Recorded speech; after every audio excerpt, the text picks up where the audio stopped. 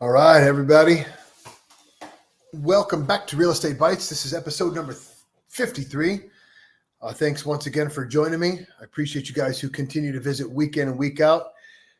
Although this week we probably have less viewers than normal because a lot of my audience is without power, without internet, due to the recent storms that came ripping through the northeast part of the state. I mean, this stuff happened on, what was it, Tuesday? Tornadoes touched down here in Northeast Ohio, destroyed a bunch of stuff, left a decent little path of destruction. I mean, nothing like you see in, the Tornado Alley, but man, it was pretty remarkable to see the damage that storm had caused, and it got me thinking,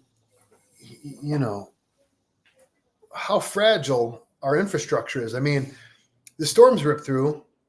It lasted a half hour, and yet well over 300,000 people in the greater Cleveland area were left without power. I think it's still around 200,000 people that still do not have power days later, and it reminds me of, I don't know if you recall, in the early 2000s, I believe it was 2001. No, it was 2002. There was a huge power outage in the northeast corner of the country, southeast Canada. And what had happened was a tree limb fell on a power line. It overloaded the nearest transformer, overloaded the one after that. And then there was a chain reaction where transformers kept blowing. And eventually there was a blackout. And from New York State to Ohio, I want to say down to even Northern Virginia,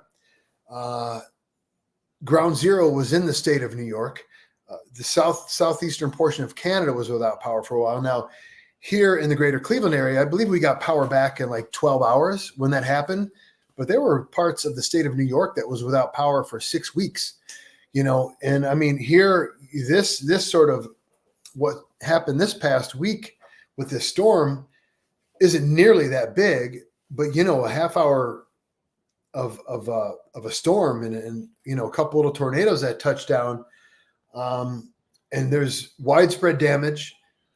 Lots of people still without power. Lots of people who are not supposed to get power until the middle or end of next week, and made me think of not only how fragile our infrastructure can be, how quickly these things can pile up on itself, but how ill prepared we are should it happen. So I wanted to talk about this week, some home improvements that you could do that could both have you better prepared for an event like this, but also potentially increase the value of your home. So before we jump into that, let's take a look at our meme of the week and try to get a little chuckling regardless of what we're going through. Here it is. As an adult, this is the kind of stuff that excites me. And guys, I mean, let's be honest, that's pretty cool. That's a brilliant idea. But it is funny that as we get older, these are the things that are really cool. And I mean, that's really cool. And you can see the doorknob next to this thing. So they've turned that part of underneath the staircase into a closet, just utilizing space, turning it into something that's completely functional and super cool. Yeah, as an adult, this is the kind of stuff that excites me. All right, so back to it. All right, guys, let's talk about it. We had a storm that has left a lot of people without power. Still, a lot of people are without power. It's funny, too, because obviously I've got power. I've got internet. Internet was restored here about after a day. My home, we were without power maybe 10 minutes in all of it. However, the street to the west of me, the street to the east of me, they're still without power. And the street to the east of me, I don't think is going to have power for quite some time because there was a pine tree that had fallen down, and it fell down across the power lines on both sides of this small residential street. So it knocked the power down. Obviously, it also kind of locked people in, like, this was at the very top of the street near the intersection. So people who lived down at the end of the street, they either couldn't get back in or they couldn't get their vehicles out. So all kinds of inconvenience. So, what kind of things can you do to your home to help you prepare for an event like this, but also maybe improve the value of your home. So obviously, when we're talking about a power outage situation, the low-hanging fruit, right, is going to be a generator. Okay, that is clearly the obvious go-to thing here when we're talking about, all right, we're without power. What do we do? There's the Generac, which is kind of the most popular generator system for a home. It's just tied in. The Generac, though, that runs off of natural gas. So my neighbor's house over here that I was talking about, this street to the east of me, where that pine tree fell down. So imagine this: pine tree falls down, busts out the power for weeks, right? And when they're trying to repair this, so not only did the pine tree fall, but when it hit those power lines, it pulled down a telephone pole. Transformer busted, shattered all over the road. They got to dig these things out. When they were digging, they hit a gas line, okay? So my friend who lives on this street, whose Generac generator was keeping his refrigerator running, it was keeping his air conditioning running. Well, once they hit that gas line, there's no more fuel for his generator. And so that generator went from being what felt like a lifesaver to completely useless. So here's an option for a generator that doesn't require you to be tied into a fuel source or doesn't require you to have gas, whether you're pumping gasoline into it or you've got natural gas plumbed into it. These are solar power generators and they're portable. Now, granted, you are going to be able to run a lot less equipment off this, but this is the kind of thing where you plug your refrigerator into this and or your freezer and make sure that at least your food doesn't spoil while you're going through this. Maybe you can plug a couple of fans into it as well, try to keep yourself cool if it's something that's happening in here. Or maybe you can plug a couple space heaters into it if it's in the wintertime. But a solar-powered generator might not be a bad idea. There's also the idea of mounting solar onto your rooftop. That way, and if you had solar on your roof as well as a generator, you kind of got the best of both worlds, right? Because you use your solar power to continue to power your home, but say on cloudy days or days where you're just not getting enough sun, or your solar can't keep up with the demand that your house is putting on it and your family's putting on it, then you can fire up your generator and supplement that. It would save you money on fuel, right?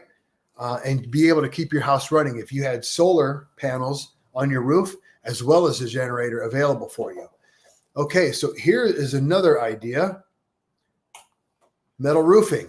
All right, a couple reasons why this is a good sort of planning idea, as well as something that could improve your home's value. Obviously, the metal roof improves your home value, but it's more durable than your shingle roof, right? It's going to protect you and your family and your home better. B, if there's an extended sort of power outage, I mean, take a look. You can have a couple rain barrels here, right, that you could tie into your metal roof. You don't want them. This one here, you can see it's tied into the shingles. So all you would be able to use this for, this system that's coming off of an asphalt shingle roof, is to water your garden, right? But you really don't want to drink that water. And I mean, even if you use a metal roof to collect that water, you still want to filter it. You want to purify it in some way. But coming off that asphalt, it's going to bring chemicals with it. Like, that's a last resort thing. So you put a metal roof on, right? And then you find a place to collect water that runs off of it during rainstorms. So now you have an additional water supply. You run it through your filter. Berkey's a great filter. Alexipure is a great filter. And you've got fresh water. You've got water to bathe with, just in case the power is out for a long time. You've got water. Water is the most important thing in our lives.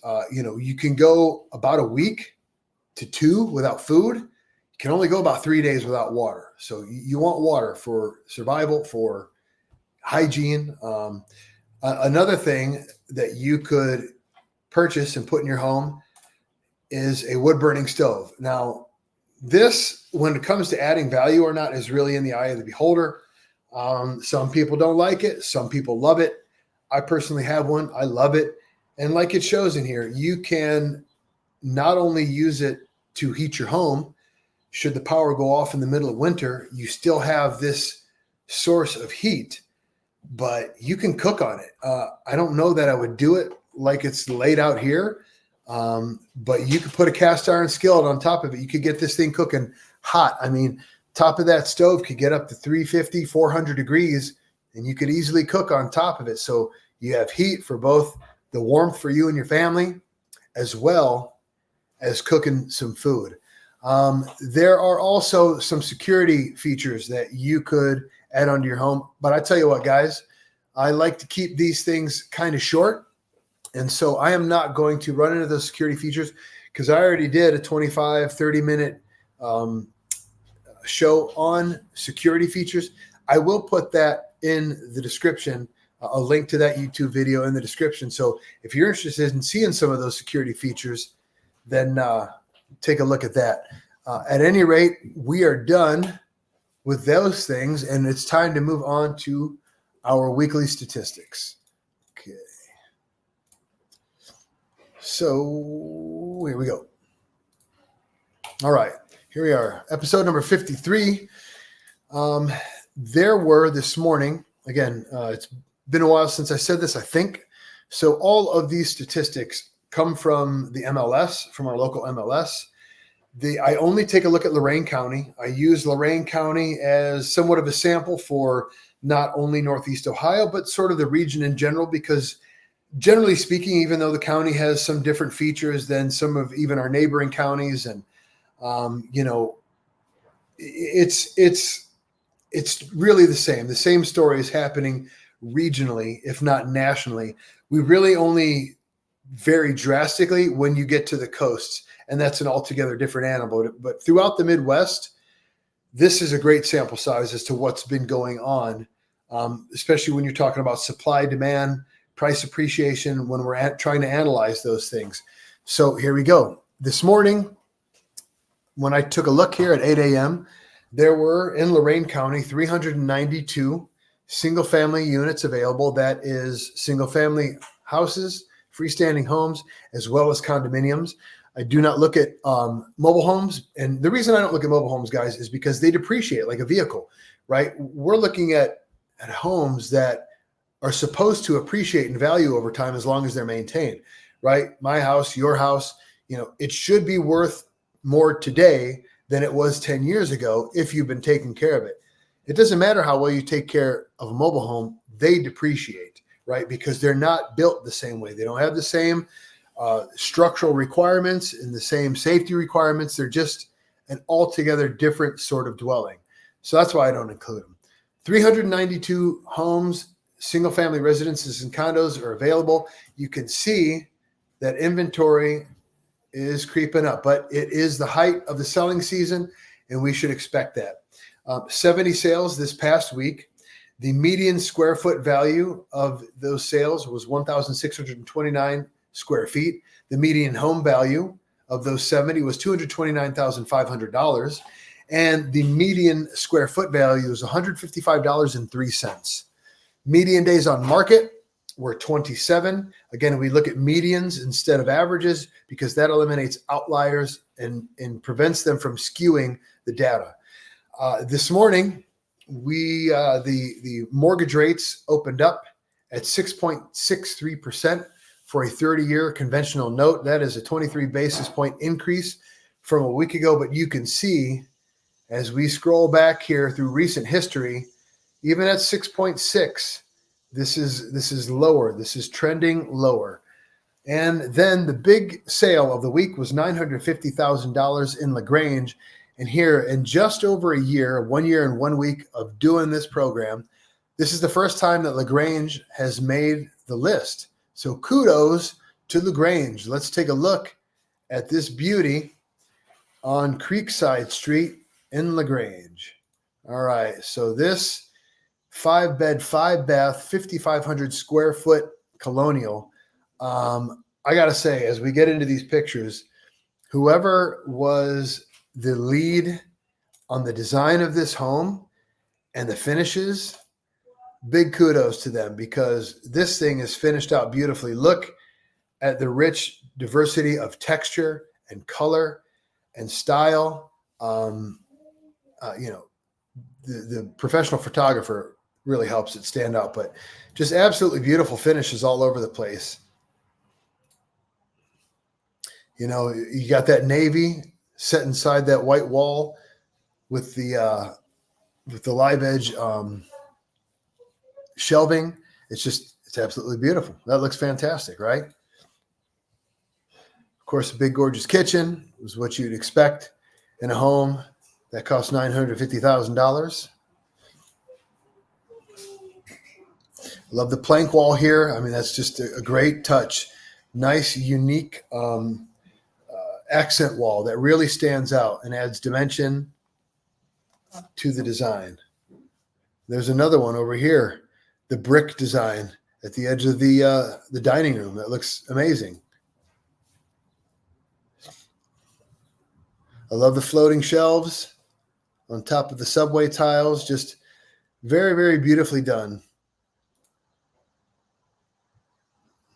The tray ceilings with the multiple colors, the extra high wainscoting. Whoever designed this place, I'm a fan of you.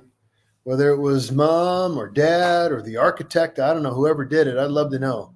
But they did an amazing job. The tile work around the fireplace just pops real beautifully.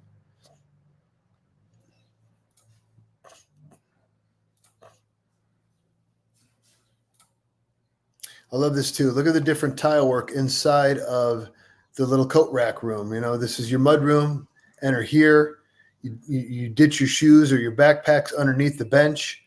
You got your coat hangers up top here and the different tile inside there. It's just a really unique and beautiful look. I mean, that's the loft bedroom. There's a bunk up there above the faux brick design, right? I'm pretty sure that's wallpaper, just like it was in the dining room, but it looks pretty cool. Adds a different dimension. Beautiful color selection here with the sage green against the subway and the gray top. Very, very nice. Everything is just beautifully done. I love that centered fireplace where you can see it on both sides. Everything is beautifully done in this home. Very nice. All right, guys, that's it for this week. As always, I appreciate you guys joining me. See you next week. I'm going to have a special guest on coming up over the next few weeks where we're going to discuss these changes that are going on with the rules in the MLS, the fallout from the lawsuits against NAR and some of these big brokerages across the country. The rules are changing as of the 17th. It is state law that we agents cannot show a house to a buyer without an exclusive representation agreement in place. Okay. That's kind of a big deal because it's not a practice that people are used to. It's not a practice that's happened really with any sort of regularity in Ohio up until this point, but it's something new and it's something that consumers are going to have to get used to real quickly. The other change is that listing brokers are no longer to advertise a share of a commission to any buyer broker on the MLS. So we are no longer allowed to say, yes, the seller is willing to pay 2%, 3% commission towards the buyer broker. So that remains a mystery, and how that's going to be presented or be presented to consumers, customers, clients. There's going to be a big shakeup here, I think, over the next year. I think we'll see some agents leaving the industry because they're not quite equipped to have these conversations, to negotiate with A, their clients, and B, other agents. And all in all, I think it's great, and I'm looking forward to it. Hey, until then, as always, take care of yourselves, take care of one another. I love you, people.